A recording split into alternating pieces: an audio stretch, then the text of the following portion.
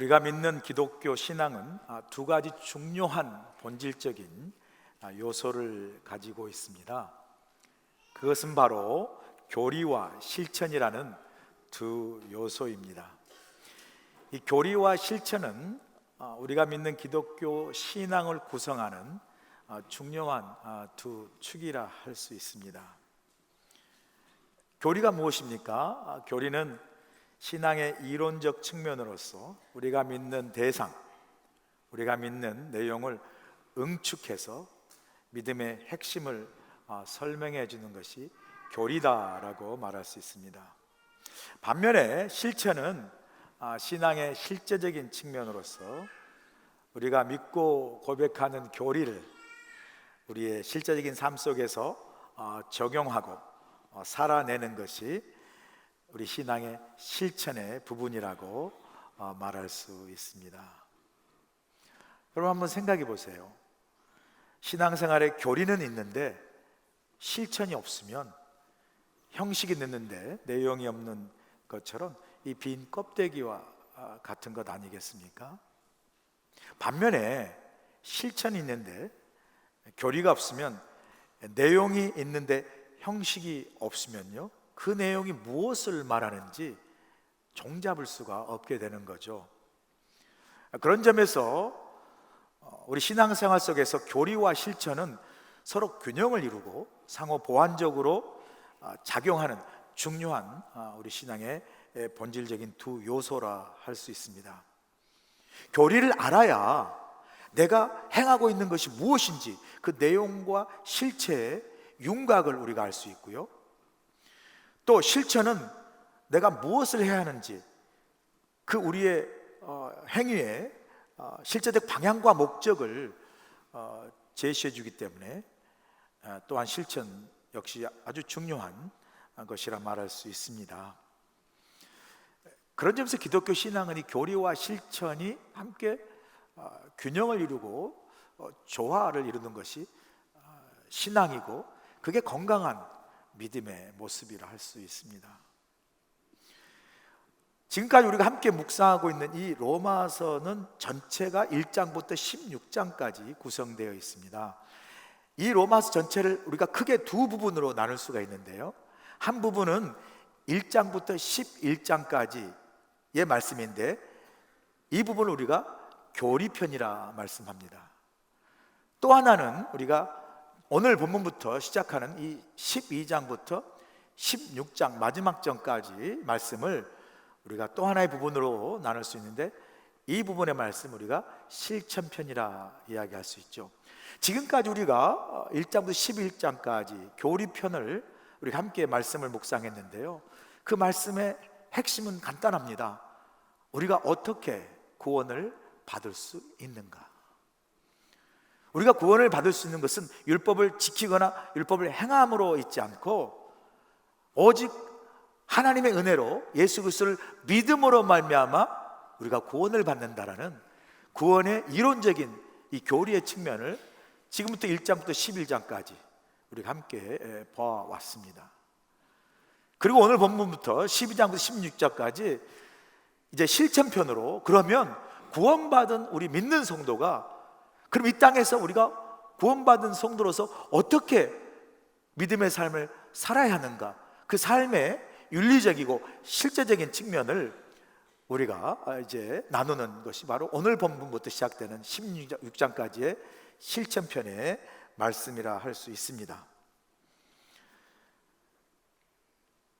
그런데 오늘 본문에 보니까 구원받은 성도로서 우리가 어떻게 이 세상을 살아가는가, 이 신앙의 실천편에서 제일 먼저 다루고 있는 그 주제가 오늘 제 설교 제목인 성도가 드릴 영적 제사에 대해서 제일 먼저 우리가 오늘 본문에서 이 실천편에서 다루고 있는 것을 볼 수 있습니다. 뭘 의미하는 것이죠? 사도 바울은 구원받은 성도가 이 땅을 살아가면서 가장 최우선적으로, 가장 중요하게 실천해야 할 가장 중요한 구원받은 믿음의 삶의 제1의 원리, 그 최우선의 원리가 바로 하나님께 예배하는 것이다 라는 것을 선포하고 있는 거예요. 구원받은 성도가 믿음의 삶을 실제적으로 살아가는 데 있어서 성도의 정체성과 구원받은 성도의 본질을 가장 잘 보여준 첫 번째 원리, 바로 하나님께 예배하는 것. 이것이 구원받은 성도의 본질이고 바로 목적이다라고 말씀하는 거죠. 그래서 오늘 본문의 사도 바울이 성도가 드릴 이 가장 최우선의 본질이고 목적인 하나님께 드릴 영적 예배, 이 말씀을 통해서 우리에게 예배에 관한 중요한 믿음의 교훈을 세 가지로 우리에게 오늘 본문을 주시고 있는데, 그 첫 번째 교훈이 바로 하나님이 기뻐하시는 예배를 드리라는 교훈이에요. 본문 1절 보실까요? 그러므로 형제들아, 내가 하나님의 모든 자비하심으로 너희를 권하노니 너희 몸을 하나님이 기뻐하시는 거룩한 산제물로 드리라. 이는 너희가 드릴 영적 예배니라. 사도 바울은 우리에게 하나님이 기뻐하시는 예배, 공동 번역에 보니까 하나님이 기쁘게 받아주실 예배를 드리는 것이 바로 성도가 드릴 영적 예배, 합당한 예배다라고 말씀하는 거예요. 자, 그럼 우리의 질문은, 그럼 어떻게 드리는 예배가 하나님이 기뻐하시는 예배, 하나님이 기쁘시게 받으시는 예배인가? 이 질문을 우리가 답하기 위해서 다시 사도 바울이 말씀한 이 1절을 보시면 하나님이 기뻐 받으신 예배의 두 가지 중요한 조건을 1절 속에서 우리에게 말씀해 주고 있습니다. 그 첫 번째 조건이 바로 너희 몸을 거룩하게 드리라는 거예요. 여기에서 몸이라는 단어가 나오는데, 이 몸은 헬라 말로 소마라는 단어인데, 이 소마라는 단어는 우리가 말하는 이 바디, 육체를 의미하는 것이 아니고, 이 소마라는 이 몸이란 단어는 우리 자신, 우리 존재, 우리 인격 전체를 의미하는 단어가 소마입니다. 그래서 그리스 당시 고대 헬라 사람들은 이 소마는 우리 존재 전 인격을 이야기하는 그런 단어로 사용했고요, 대신 바디, 육체라는 단어는 사르크스라는 단어를 따로 사용했어요. 너희의 몸을 거룩하게 드리라는 말은 너희 자신, 너희 존재, 너희 인격 전체를 거룩하게 드리는 예배를 하나님이 기뻐하시는 예배고 하나님이 기뻐 받으신 예배라고 말씀하는 거예요. 우리가 예배할 때 그저 몸만 와 있는 예배가 아니라 우리가 하나님께 우리 전 존재, 전 인격, 전 자신을 드려 예배하는 것, 이걸 하나님 기뻐하시는데, 바로 이렇게 전 존재, 소마, 전 인격으로 드리는 예배를 예수님께서 요한복음 4장에 어떻게 표현하고 있어요? 하나님께 예배할 때 우리가 신령과 진정으로 예배하는 그 예배의 모습으로 표현하고 있지 않습니까? 요한복음 4장 23절 보세요. 아버지께 참되게 예배하는 자들은 영과 진리로, 개역성경에는 신령과 진정으로, 기억나시죠? 영과 진리로 예배할 때가 원하니 곧 이때라. 아버지께서는 자기에게 이렇게 예배하는 자들을 찾으시느니라 말씀해요. 참된 예배, 예수님 말씀 참된 예배는 뭐죠? 영과 진리로, 다른 말로 표현하면 소마, 전 인격, 전 존재로 하나님께 예배할 때 하나님은 그 예배를 기뻐 받으시고 그렇게 예배하는 인격자를 찾고 계신다라고 말씀하는 거예요. 예배는요, 성도의 신앙의 인격이에요. 예배를 무시하는 사람은요, 그 사람의 신앙의 인격도 사실은 그만큼 낮은 거예요. 예배를 귀하게 여기는 사람은요, 그 사람의 신앙의 인격도 귀한 거예요. 왜요? 예배는 우리가 하나님께 예배하는 우리의 신앙의 격을, 인격을 말하는 거예요. 자, 그럼 우리가 스스로에게 아침 묻고 질문할 게 뭐죠? 그럼 나는 하나님께 어떻게 예배하고 있는가? 나는 하나님께 소마, 내 전 존재와 전 인격과 전 자신을 들여서 신령과 진정으로 하나님 기뻐 받으신 예배를 드리고 있는가? 우리 스스로 우리 자신의 예배의 삶을, 모습을 돌아볼 필요가 있습니다. 김남준 목사님이 쓴 예배의 감격에 빠져라라는 책, 아마 여러분 가운데 읽어보신 분도 계실 것 같아요. 이 책에 보면 많은 성도들이 예배를 감격으로 드리기보다 예배를 견디고 있다라고 말하고 있어요. 그 예배 견디기에 가장 하이라이트는, 극치는 설교 견디기다라고 이야기를 합니다. 혹시 여러분 제 설교를 지금부터 견디고 계시나요? 네, 몇 사람이 계시는 것 같아요? 벌써부터 몸이 꼬여요. 시작한 지 얼마 되지도 않았는데. 그런데 그 설교를 견디는 방법을 이렇게 그 책에서 이렇게 성도들이 설교를 이렇게 견딘다 그러는데, 아마 들어보셨을 거예요. 설교 시간에 말씀은 안 듣고 생각이 딴 데 출장 가 있는 출장파들이 있고요, 주보에 꼭 설교할 때 밑줄 긋고 오타 찾아가 교정하는 교정파가 있다 그러고요, 설교하는데 설교는 안 듣고 누가 왔나 살피는 경비파들도 있고, 또 설교 금방 시작했는데 시계 보는 안절부절파도 있고요, 또 이상하게 설교 시간에 아무 중요하지도 않은 걸 쪽지로 옆에다 써서 전달하는 쪽지파도 있고, 생전에 설교 집에서는 성경도 안 읽는 분들이 설교하면 꼭 성경책 펴서 성경 읽는 독서파들도 있고요, 다른 때는 멀쩡하다가 꼭 제가 설교하려면 아주 조는 수면파들도 있어요.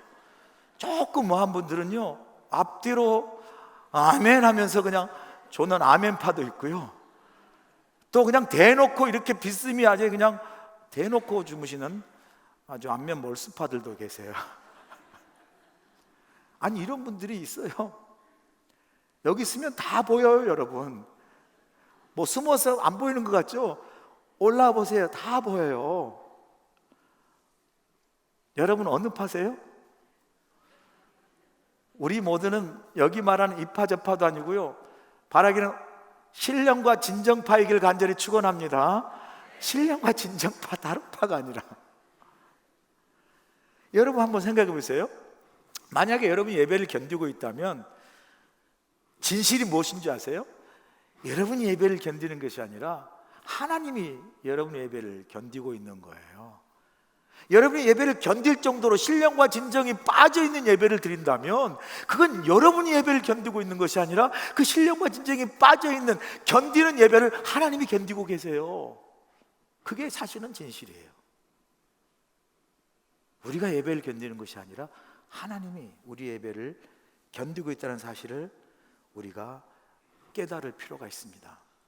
하나님이요, 영과 진리로 드리지 않는 이 참된 예배를 드리지 않는 이 예배를 하나님이 참 싫어하는 것을 성경은 잘 증거해 주고 있어요. 이사야 1장 11절에서 12절 보세요.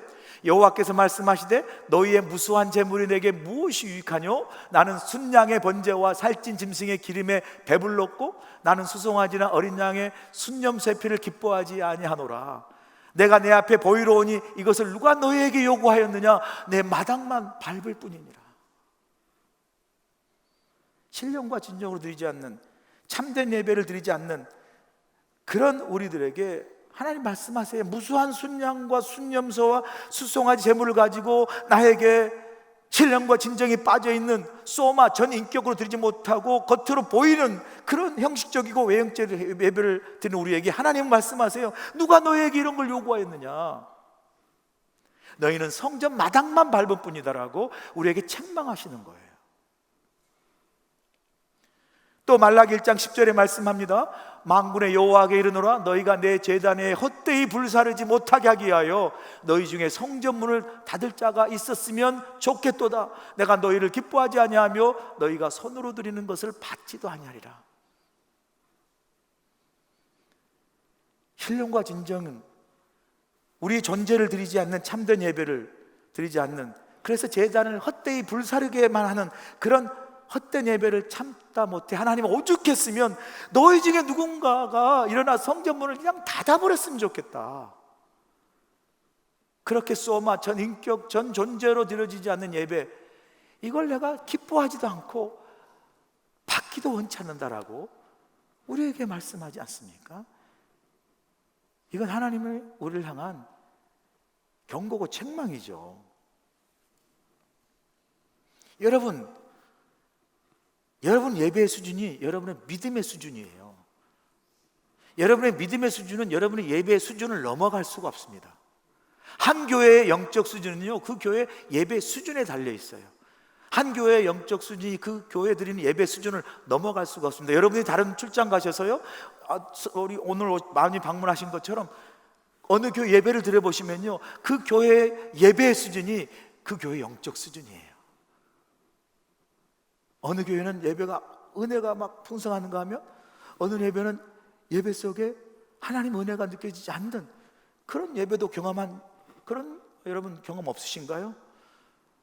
오늘따라 왜 이렇게 방문자가 많으세요? 우리 교회에 그냥 제일로 방문자가 많으세요. 오늘은 하나님께 기도해요. 오늘 예배가 은혜가 충만히 방문자가 임하기를 축원합니다. 그게 우리 교회 예배 수준이 영적 수준이기 때문에요.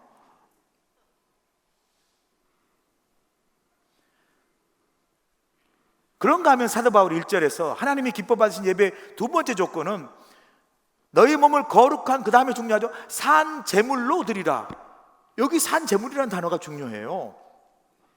제물은 구약적인 개념으로 구약의 백성들이 하나님께 예배할 때, 제사할 때 빈손으로 오지 않고 흠없는 제물을, 동물을 제물로 바쳐 죽여 번제로 태워 하나님께 드리며 예배하지 않았습니까? 이게 뭘 의미하죠? 산 제물로 드리라. 이게 예배가 우리는 영적 의미인데요, 우리 예배를 드릴 때 우리가 살아있지만 사실 예배를 통해서 뭘 경험하죠?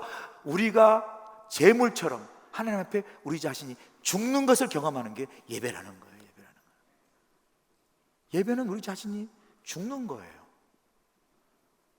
예배를 드릴 때 내 의지, 주장, 고집, 욕심, 욕망, 교만 이런 것들을 가지고 예배에 나왔다 할지라도 예배를 드리면서 그 모든 것들을 십자가에 내려 다 못 받고요, 내 죽음을 경험하는, 내 자아 죽음을 경험하고 그 죽어진 그 자리에 예배를 통해서 성령 하나님께서 우리에게 주시는 기쁨과 감사, 은혜와 평강, 감격이 그 안에 충만케 하신 것이 하나님의 드리는 예배인 줄로 믿습니다. 이게 우리가 하나님 앞에 예배 가운데 자아가 죽을 때 경험하는 하나님 은혜예요.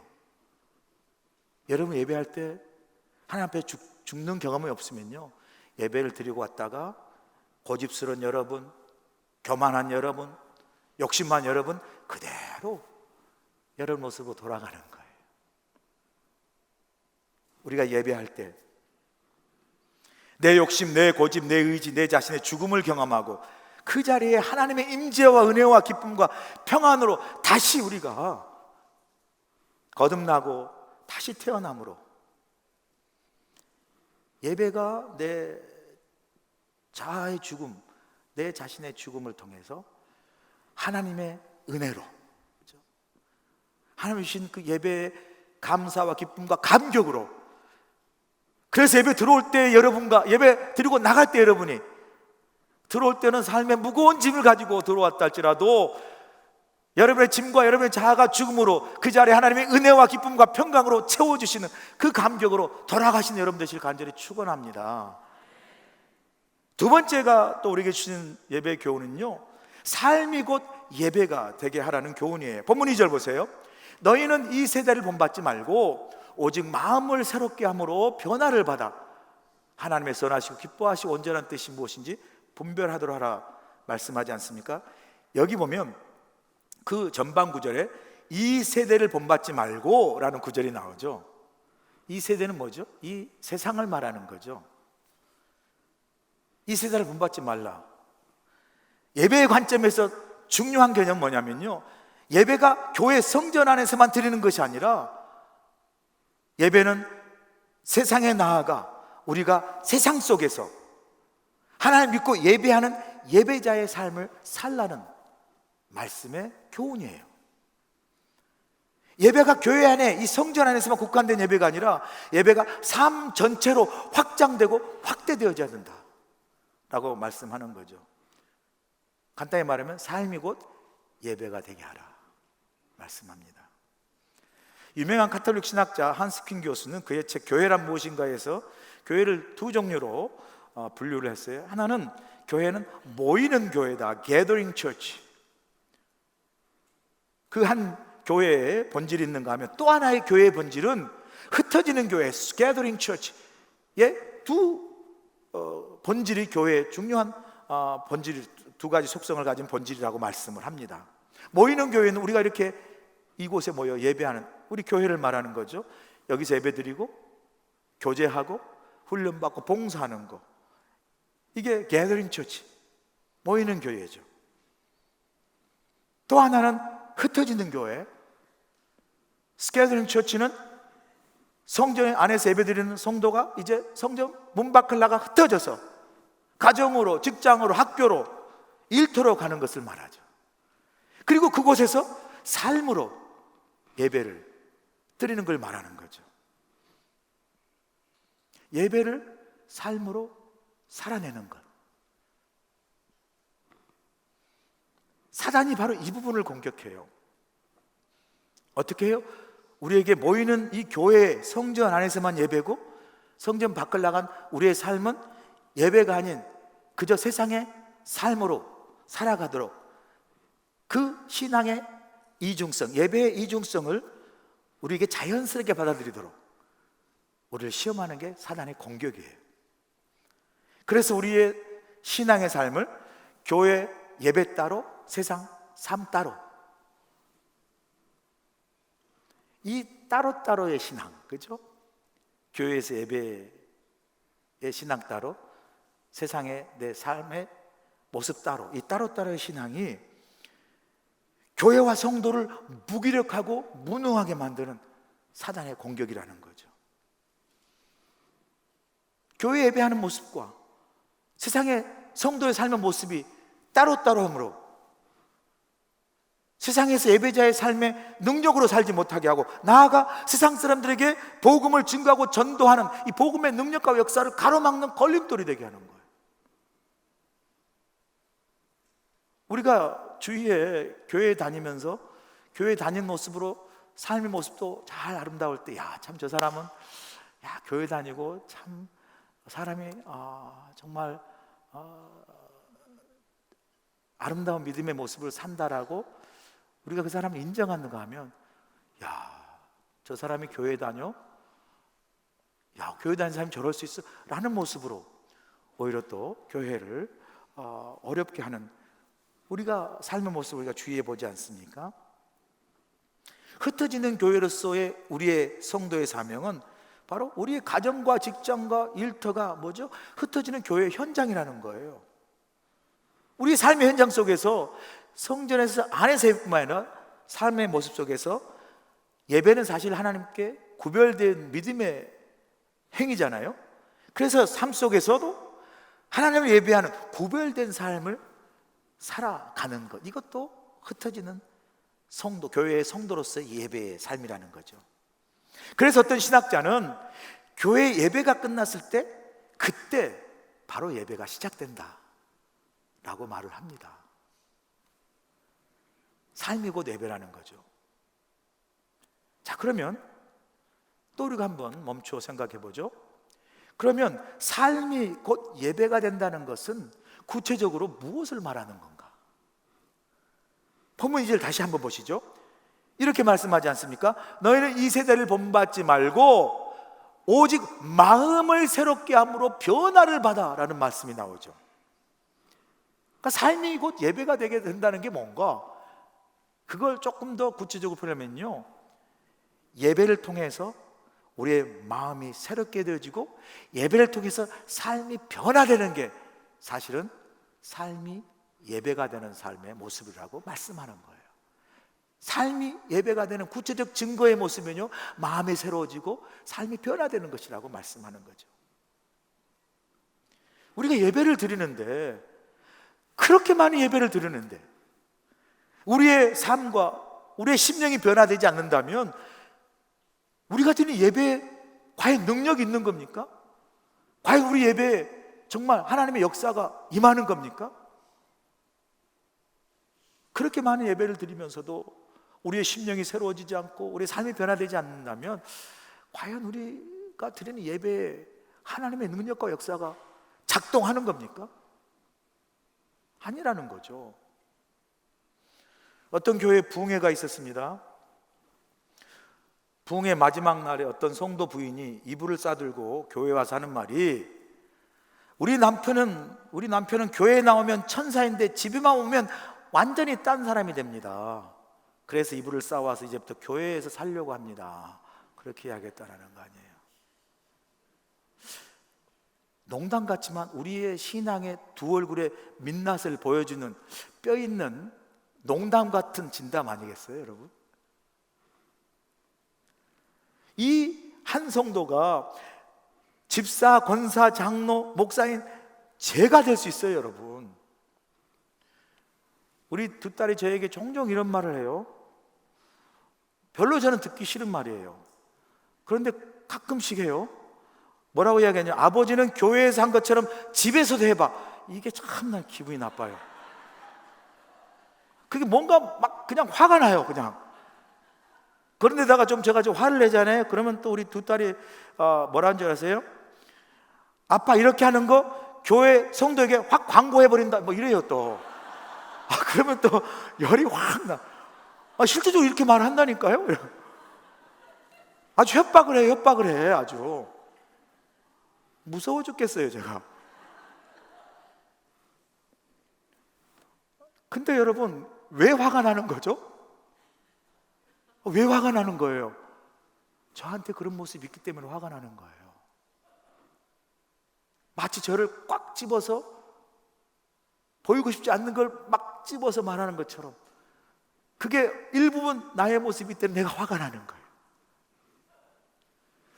우리 안에 이런 성도의 이중적인 삶의 모습이 있어요. 교회 안에서는 거룩한 모습인데 교회 밖에는 전혀 다른, 세상 사는 것 똑같은 우리의 이 이중적인 신앙의 삶이 내 자신의 성도로서의 그 믿음의 능력도 가리고, 세상 속에서 성도로서 하나님의 역사와 능력도 가로막는 그런 장애물이 된다는 것, 우리가 인정하지 않을 수가 없어요.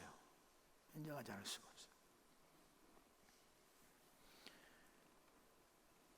삶의 예배가 된다는 건요, 구체적으로 우리의 심령, 우리의 삶이 변화되는 것을 의미하죠. 그런데 여러분, 정말로 우리가 예배를 온전히 진정으로 드리면요, 이 예배가 우리의 심령과 우리의 삶을 변화시키는 능력을 가지고 있어요. 믿으세요, 여러분? 예배가요, 우리의 심령과 우리의 삶을 변화시키는 능력이 있다니까요. 우리가 진정으로 하나님께 예배할 때요, 우리의 죄인됨을 고백하고 또한 은혜의 구원하심을, 은혜에 감사하고 정말 진정으로 드리면 성령 하나님께서 우리의 심령 속에서 우리의 마음을 만지시고요, 우리의 마음을 새롭게 함으로 우리의 삶도 조금씩 변화시켜요. 그래서 예배를 여러분이 정말 진정으로 예배를 잘 지켜드리면요, 여러분의 마음과 여러분의 삶이 조금씩 변합니다. 그런데 여러분이 예배 한 달만 한번 빠져보세요. 바로 여러분 심령 속에 쓴뿌리가 나와가지고요, 바로 여러분이 예배의 부재의 실제적인 증거들, 모습들을, 증상들 여러분이 금방 느껴요. 불평하고요, 괜히 마음이 그냥 짜증나고요, 괜히 그냥 누군가 이렇게 하는 게 미워지고요. 이게 다 뭔지 아세요? 예배 은혜가 부재할 때 오는 병적 증상이에요. 우리가 하나님께 온전히 예배할 때 하나님의 성령으로 우리의 마음과 우리의 삶을, 그러니까 우리 마음을 새롭게 하시죠. 마음을 새롭게 하면, 이 성령께서 마음을 새롭게 하잖아요. 그러면 우리 삶에 어떤 역사를 일으키죠? 성령의 열매를 맺게 하세요. 성령의 9가지 열매 아시죠? 사랑과 희락과 화평과 오래 참음과 자비와 양성과 충성과 온유와 절제, 이 모든 성령의 9가지 열매는요, 다 자세히 보시면 우리의 인격과 우리의 성품의 변화 열매예요. 변화 열매. 하나님의 영이시니 신령과 진정으로 예배하면 성령께서 우리의 마음을 새롭게 하시고, 그 성령께서 우리 심령 안에, 새로운 심령 안에 우리의 삶에 성령의 열매를 맺게 하시고, 그 열매는 우리 삶을 어떻게 해요? 인격과 성품도 조금씩 변하게 하시는 역사를 우리 가운데 행하실 줄로 믿습니다. 그래서 리스라는 신학자는 이렇게 말했어요. 만일 당신이 예배를 드리고 성전을 나올 때 깨어짐이나 확신이나 도전받음이 없이 그곳에서 나온다면 당신은 매우 위험한 사람이거나 아니면 예배가 정말 위험한 예배였다라고 말합니다. 깊이 새겨드리면 무거운 울림으로 우리에게 다가오는 말씀 아닙니까? 예배를 드리고도 깨어짐이나 확신이나 도전의 변화 없이 그곳에서 그대로 나온다면 여러분 매우 위험한 사람이라는 거예요. 자, 여러분이 묻고 싶어요. 여러분은 매우 위험한 사람입니까? 위험하네. 위험해. 벌써 대답 안 한 거면 위험해요. 우리가 예배하는데도 예배한 우리 공동체에 하나님의 은혜의 역사와 변화의 역사가 없다면 우리 교회는 매우 위험한 교회고요, 매우 위험한 예배를 드리고 있는 거예요. 그러나 저는 믿습니다. 우리가 매우 위험한 사람이 아니라 부족하지만 예배함으로 성령 하나님께서 날마다 예배 가운데 우리 심령을 새롭게 하고 그 예배를 통해서 우리의 심령과 우리 공동체 안에 우리의 믿음의 삶을 하나님께 새롭게 빚어가시고 만들어가시고 세워가시는 줄로 믿습니다. 그래서 우리는 매우 위험한 사람, 매우 위험한 교회, 매우 위험한 예배가 아니라 하나님의 은혜로 충만한 예배, 성령께서 역사하시는 예배, 하나님의 임재가 이곳에 풍성한 그러한 우리의 예배, 우리의 교회, 우리 모두가 될 줄로 믿습니다. 마지막으로 우리에게 주시는 교훈은 바로 예배의 궁극적인 목적은 하나님의 뜻을 따라 사는 것이다 말씀하죠. 본문 2절 한번 다시 보실까요? 너희는 이 세대를 본받지 말고 오직 마음을 새롭게 함으로 변화를 받아, 그 다음 중요하죠, 하나님의 선하시고 기뻐하시고 온전한 뜻이 무엇인지 분별하도록 하라 말씀하세요. 여기 후반절에 하나님의 선하시고 기뻐하시고 온전하신 뜻, 이걸 분별하도록 하라는 이 구절은요, 예배의 궁극적인 목적을 설명해 주는 거예요.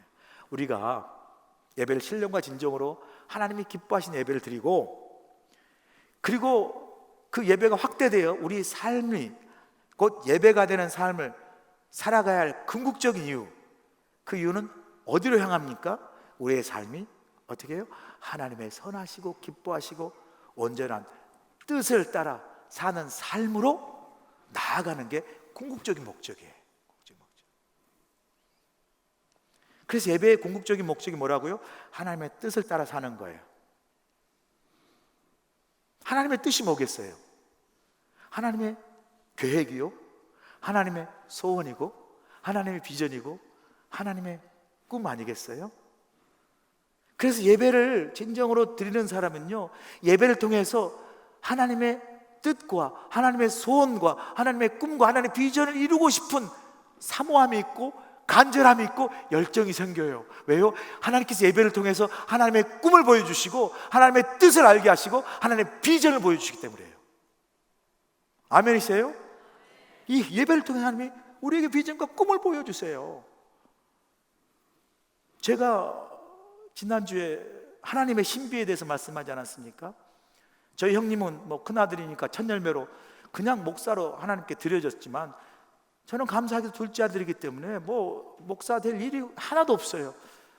그런데 그런 저를 하나님 목회자로, 목사로 세운 게 이해할 수 없는 하나님의 신비라고 말씀한 거 기억나시죠? 제가 대학생 시절에 어머니를 45세 췌장암으로 잃고요, 일찍 돌아가셨는데, 그리고 그게 참 충격이 되어서 제 삶을 좀 이렇게 마음껏 방탕하게 살아버린 결과로 인해서 제가 이제 폐결핵을 걸렸잖아요. 그때 참 투병하는데 어려운 시간을 보냈거든요. 돌아보면 제 인생에 가장 어렵고 어둡고 아주 고통스러운 그 낙심의 시간이었던 것 같아요.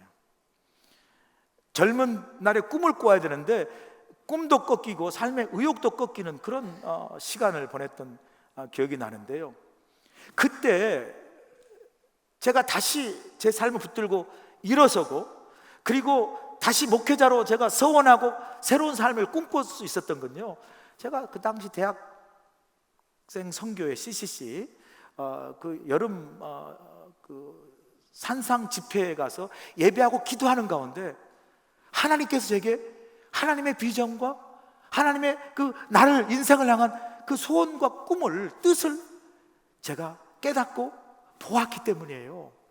보았기 때문에 그 가장 힘들고 어려운 그 어두운 영혼의 암흑기를 지날 때, 병중에서도 참 고통 가운데 있을 때, 그래서 삶에 희망이 보이지 않는 그때 예배 중에 하나님이 내 인생을 향해서 하나님의 소원이 있고 꿈이 있고 뜻이 있음을 깨닫게 하셔서 제가 다시 일어설 수 있었고요, 제가 하나님, 내 인생을 하나님께 드리겠습니다라고 목회기를 할 수 있었고, 그래서 34년 동안 목회기를 여기 이 자리까지 오게 하시는 그 하나님의 역사가 예배 중에 발견한 하나님의 뜻과 비전 때문이에요. 우리가 어려운 코로나 중에 세계 선교대회를 정말 기적적으로 치르지 않았습니까? 우리 모두가 세계 선교대회를 어떻게 꿈을 꿨죠? 제가 여기서 예배하는 가운데 부흥회 때 한기용 목사님 오셔가지고 그 개척교회 시절에 하나님의 그 선교사들을 모아 세계 선교대회를 하겠다는 그 비전을 꿈꾸고 그 일을 이루었을 때, 하나님께 축복하신 그 간증을 하실 때 막 예배를 듣는 내 마음에 나도 그렇게 하고 싶습니다, 우리 교회도 그런 꿈과 도전을 갖고 싶습니다라는 막 감동이 오는 거예요. 울림이 오는 거예요. 그 예배 중에 하나님이 내게 주신 그 뜻, 소원, 비전을 발견하고 그 꿈을 꾸었을 때 막 가슴이 뛰게 하고, 그 장로님과 쉐어하고 여러분과 쉐어해서 하나님께서 그 보여진 꿈을 그 어려운 코로나 중에서도 세계도 선교대를 정말 기적적으로 잘 마치게 하신 줄로 믿습니다. 예배 중에 보여주신 하나님의 꿈과 비전이에요. 제가 LA에 목회하고 있을 때 이제 휴가가 돼서 다른 교회 예배도 드릴 겸 이제 방문한 적이 있었거든요. 그때 이렇게 제가 성도 여러분 앉아 있는 그 좌석에서 예배를 듣는 가운데 그때 그 목사님이 이런 간증을 하시더라고요. 뉴욕에 있는 한 성도님이 큰 액수의 현금과 감사 편지를 보냈다고 하면 소개를 하는데요, 그 내용인즉슨 그 뉴욕에 있었던 그 남자분이 뉴욕에 큰 사업을 하셨는데 그냥 그 사업이 다 망했어요. 완전히 쫄딱 망했어요. 그래서 나는 이제 끝이구나. 그리고 본인이 스스로 목숨을 끊을 자살을 결심하고 행하기 전에 LA에 와서 친척과 지인들을 만난 후에 뉴욕 가서 이제 자살할 결심으로 LA에 온 거예요. 그러다가 이 주일에 그 교회 예배를 참석한 거예요. 예배 중에 그 목사님의 설교를 통해서 큰 은혜를 받은 거예요. 감동을 받은 거예요. 그리고 나서 자살하려고 했던 그 마음이 변화를 받고 하나님께서 자신의 인생을 붙들고 다시 시작하려는 꿈과 비전을 예배 중에 발견하고 깨닫게 된 거예요. 그분이요, 뉴욕에 돌아가서 자살할 마음을 고쳐잡고 예배 중에 발견한 내가 내 인생을 다시 시작해야 되겠다, 그 하나님이 주신 꿈을 가지고 그 사업을 다시 했을 때 재기했고 성공해서요, 그 은혜를 잊지 않고 감사하는 마음으로 큰 액수와 감사 편지를 그 목사님 앞으로, 교회 앞으로 보낸 거예요. 여러분, 우리가 예배를 드리고 지키는 것 같지만 실상은 예배가 우리를 지키고 살리는 줄로 믿습니다. 여러분 한번 들어보실래요? 미국 캘리포니아 버클리에 있는 인간연구소의 윌리엄 스트로브리지 박사팀이 지난 30년간 면밀히 조사한 결과에 의하면 예배에 자주 참석하는 사람들이 그렇지 않는 사람들에 비해서 사망률이 훨씬 낮다라는 결론이 연구 통해서 나타났어요. 발표됐어요. 그리고 영국의 일간지 더 타임스가 주일 예배에 매주 나가는 사람이 그렇지 않는 사람보다 훨씬 장수하는데요, 예배 매주 한 차례 나가는 사람들의 예상 평균 수명이 82세, 그렇지 않는 사람들은 75세로 나타났고요, 해롤드 퀴니 박사는 예배에 자주 참석하는 사람은 그렇지 않는 사람보다 사망률이 46%나 낮았다라고 말씀합니다. 여러분 오래 살고 싶으십니까? 아니, 왜 이렇게 대답이 없으세요? 오래 행복하게 살고 싶습니까? 그럼 하나님께 예배하는 예배자의 삶을 사시기를 축원합니다. 예배가요, 우리의 삶을 지켜요. 예배가 우리를 살려요. 예배가 우리 삶을 인도한다니까요. 하나님을 예배하는 사람이 하나님의 꿈과 비전을 보여주세요. 그리고 그 꿈을 이루도록 예배를 통해서 하나님께서 우리의 삶을 인도하시는 거예요. 이제부터 내 뜻대로 살아온 삶이 아니라 하나님을 예배하는 예배자로, 그 예배의 궁극적인 목적인 내 삶에 원하는 내 뜻과 목적이 아니라 하나님의 뜻과 하나님의 꿈을 이루는 그러한 인생, 그러한 교회, 우리 2023년 교회표처럼 하나님의 꿈을 꾸고 하나님의 꿈을 향해 달리며 하나님의 꿈을 이루는 예배를 통해서 하나님의 꿈이 우리 삶 가운데, 우리 교회 가운데 이루어지는 축복의 인생, 하나님 축복하시는 우리 교회가 되시 주의 간절히 축원합니다. 기도하시겠습니다. 좋으신 하나님, 우리를 예배자로 불러주시고 하나님께 예배할 수 있도록 축복하시니 감사합니다.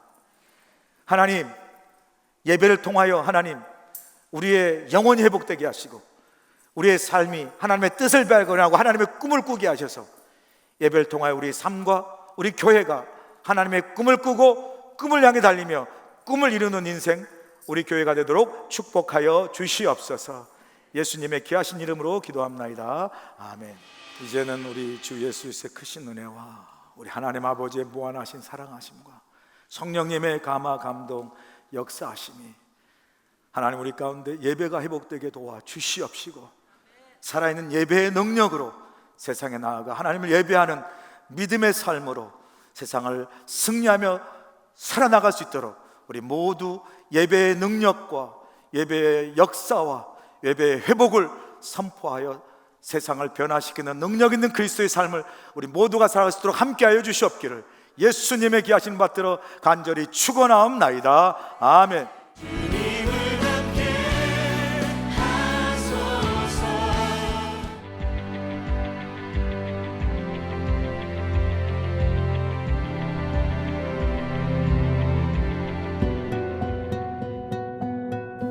Aloha! This is Eunju Hwang, serving both the preschool and kinder children who God has given to us.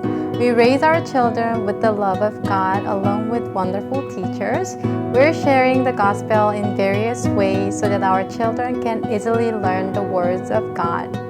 We are gladly serving our children so that they can experience joy, happiness, and God's love through our ministry. I hope to see you soon. Mahalo! Aloha and welcome. I am Director Ellen No for Awana and Elementary Ministry. Together, teachers and I work together to strengthen our children's faith walks through the words of God, praise, and fellowship. Awana is a global program designed for the discipleship of over 4 million children. We invite you to join us in Awana and Sunday worship, and we look forward to seeing you soon. God bless you all. Aloha! Hello, my name is Nathan Lee and I am the youth pastor for our beloved 6th to 12th graders. Our youth ministry is a safe and encouraging community for students to build a firm foundation in their faith, identity, and future. During these years, students are trying to figure out who they are while learning how to successfully navigate and lead their lives. We hope to come alongside our youth during these formative years to support, encourage, and guide them with the Word of God and His love. Our vision is to see a youth that is awakened to the reality of Jesus Christ and to live passionately for Him. Our aim is to see our students powerfully encounter God's love, to empower them to go all in for Jesus, and to prepare them to live out their faith with courage and boldness. Our prayer is that our students will discover their eternal security in the purpose and the hope of the gospel as they experience the living power of the Holy Spirit in their personal lives. Our weekly gatherings are Fridays at 6:30 p.m. and Sunday mornings at 9 a.m. and 11:15 a.m. We look forward to getting to know our next generation youth and serving them. Mahalo!